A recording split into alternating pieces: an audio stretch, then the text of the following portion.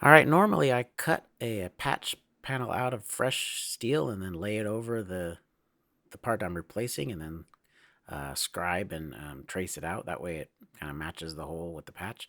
But this had a curve on the end of that hole, and so it wasn't really a flat piece, and so it was much harder to do it that way. So just cut the piece out, flattened it with a hammer, and kind of laid it on some 18 gauge steel and traced it out, and then cut it out with the shears.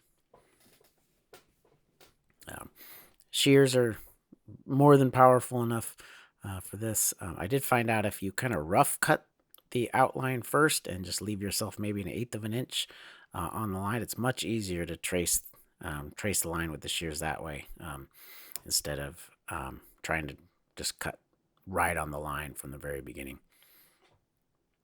Then just need to file the hole so it patch fits.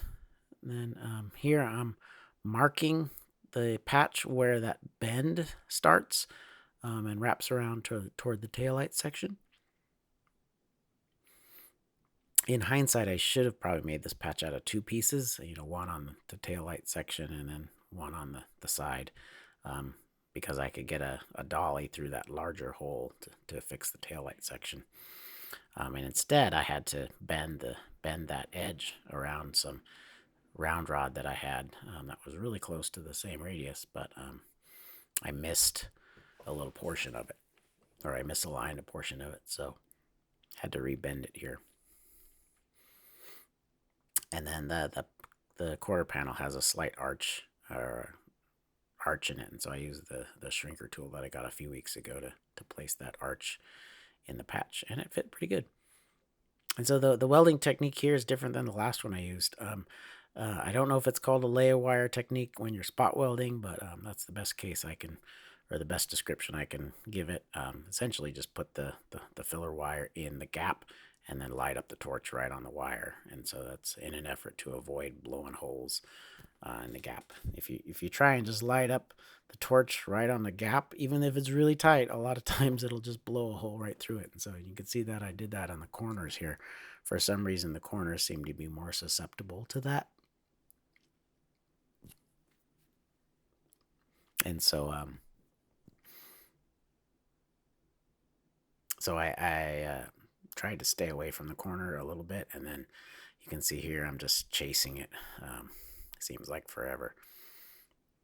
But once I get some weld material established there, it'll make it a lot easier to just essentially light up the torch on an existing bead, and then that metal will flow it'll flow kind of downhill right there. You can see it just lighting it up right on the previous weld, even though there's no filler being added. So once you get to that stage, it's much easier for me.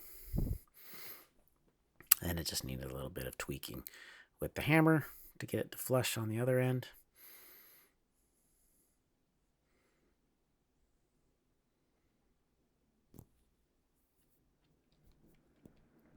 And then kind of grinding some of those tacks down. Still didn't have the drill or the angle grinder set up for that, but I did later on in this video here. It's really awkward with a drill trying to grind welds carefully like that.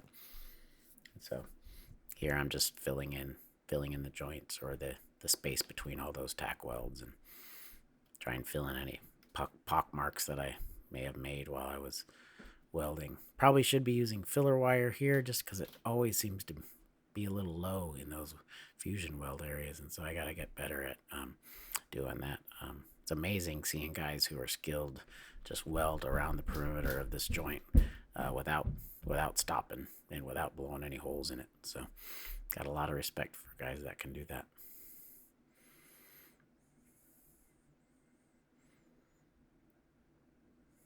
And here I got a little bit of wire in there just to get it on to make sure it didn't blow through, and then I lit it up again right on top of it just to melt it and get it to flow into the two adjacent sides. And here it's just fusion welding all the way down. Worked really great on this back side there. The gap was nice and tight.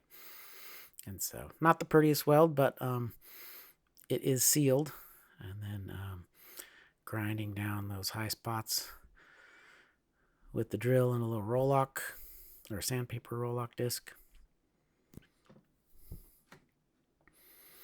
And then this tool that I got is a paintless dent removal tool, PDR.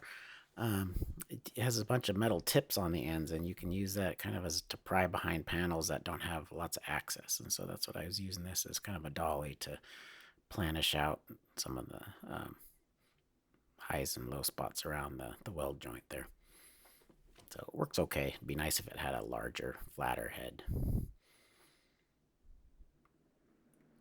So there I finally got out the air-powered angle grinder. Much easier to control in little fine-tuned areas. If you're just trying to not grind on anything you're not supposed to, that was actually a lot easier.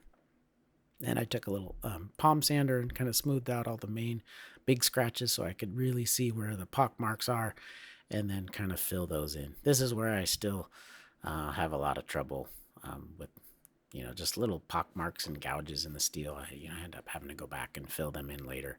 I'd like to get to a spot where I don't need to do that. So I think I just need a whole lot more practice. So, but I think I actually have to do this 2 or 3 times.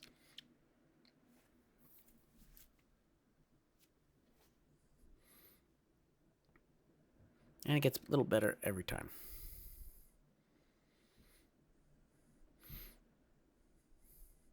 And I just did use a little bit of the grinder to kind of overall smooth the area around there. And I think this is my last tack welding or filling in here.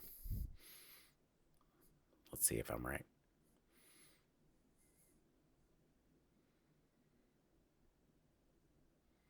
If you noticed, I may have even have a new welding helmet since the last video. I found it was really hard to weld when you can't see very well, and so my old helmet was just kind of a mess of settings that didn't seem to ever be able to be changed. And I found out the lens shade knob had broken, so it was stuck on 12, and so it was really dark. And so here I'm finally, I think this is the last bit of cleanup have to do with the angle grinder, just some really rough kind of smoothing it out a little bit. And after some palm sander, there it is. It's smoothed out pretty good. Not totally perfect, but I think it came out pretty good.